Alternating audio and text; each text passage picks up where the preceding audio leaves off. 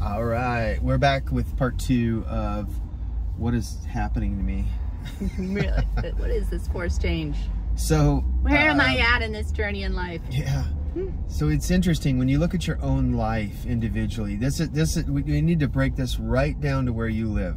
I know that this is what you want. You're like, give me practicality, give me some answers, not in the intellect, not in the egoic realm so much as the heart, because the heart, it stores memory, and it's our second brain. It's our real brain, actually, and it's the force of life inside of us. Out of the heart flow the issues of life.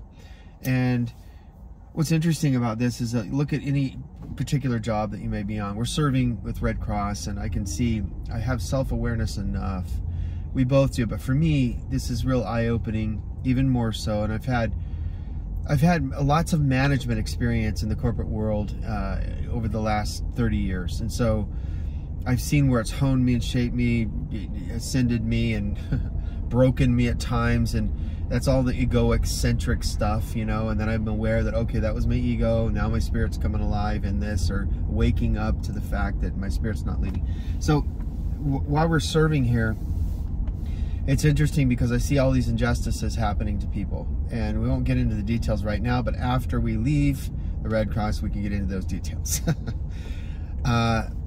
So just some injustices happening, and a lot of people are being helped, but then there are some definite injustices. And for me, it's been tough because I was raised in a family that we're all about justice, you know, doing the right thing, and inherently there's nothing really wrong with that. But when we fight against something and we offer resistance, that's where we get into a real problem with the ego leading the show, right? It's what causes all of the problems in the earth. And so when I notice this, I'm aware of my own anger and frustration and just, you know, fighting resentment and all this kind of stuff going on inside of my emotions. And then I'm like, well, wait a minute. Where's the good that I'm actually doing here? And we've had to say this to ourselves many times throughout the day. It's like, okay, wait, I'm here for the one, I'm here for the little auntie, the little uncle, the little grandma that cannot defend themselves, right? And so then we look, okay, let me pull back, let me surrender, let me relent here, let me just kind of go from this, the macro, the gladiator, to the micro. And it's like with this hammer, just zooming in and saying, wait, let me not be so focused on what's going on in the upper echelons in this organization. Let me look at what's going on right here in front of me. And see, this is the key for you and for me and for everyone, to see that it's in the now that we start to become self-aware of what's really going on a grace that's not ours outside of the now. What do we mean by that? Is like, if I'm focused on something up here that's not my pay grade, I'm focusing on a grace that's not mine to have to enter into. Hitting the ceiling, right? I'm hitting the ceiling of it, and then my ego wants to go up there and flash itself that has no business being in that realm. And then I go, oh, okay, I'm getting too lofty right now. The ego's, in other words, the ego's saying, you need to engage this. But if there's nothing I can do about it except hold the energy in the space of the now and the light of the now, then it can begin to affect those upper arenas, right?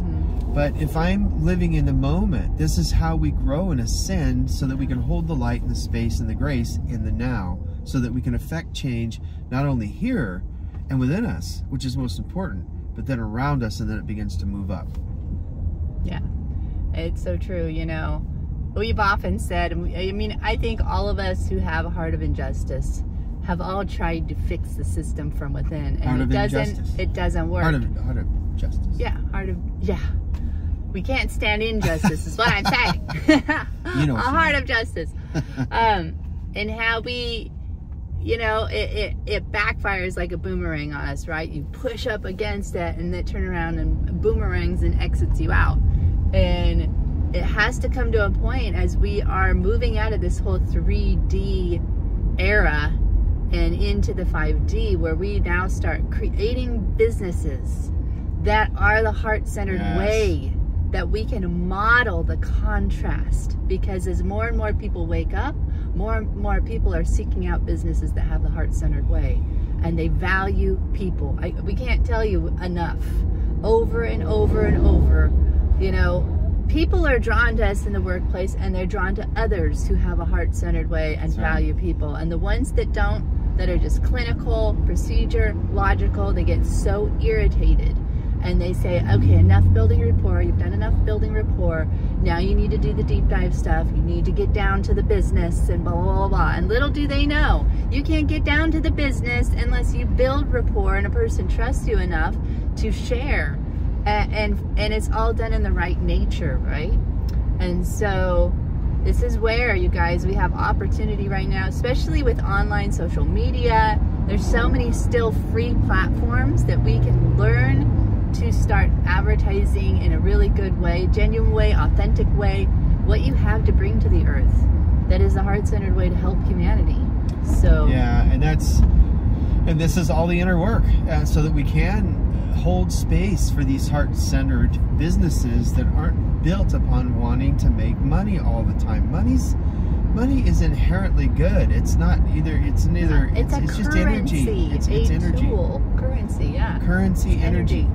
And so when we do things, the problem is that the egoic structure, like Amy was alluding to there, has been so built upon pyramidal, egoic structures that force and push the little man out of the way. And we're just not in that consciousness anymore, you guys. You ever notice that when you try to double down on something that's not working? Right. I remember my dad, and this has been years ago now because he's, quote, retired. He's in his 80s. But I remember when he was trying to double down, right? He had a trucking company. He was doubling down, trying to hold his truck together literally with duct tape. Literally. Like engine parts and things that you just don't use duct tape for, right? It's a big joke. It's a running joke in automotive, like, oh, let's hold the engine together, duct tape. Literally, that was what's going on. Duct tape and tarps. And so it's like, okay, how much do we want to try to hold on to make something or force something to work through doubling down on our duct tape? It's just not the consciousness for that anymore, because guess what? It's going to happen. That duct tape is not going to hold like it used to. Yeah, we're going to slap it on there. It's getting old, and we all know when duct tape gets old, it dries out and releases. And so we've got a 3D duct tape system. It's getting old. It's starting to tear. It's starting to, the stick and hold isn't there anymore. It's not. No.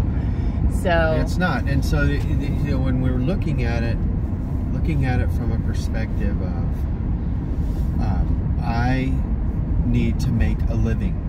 And this is a whole nother message which we can, you know, which we'll be sharing on. But if I'm just trying to make a living and I'm panicking, like many of these people that have gone through this fire on Maui, and they're like, my life is gone, my business is gone. Okay, how do I double down now? Some are saying this, some aren't.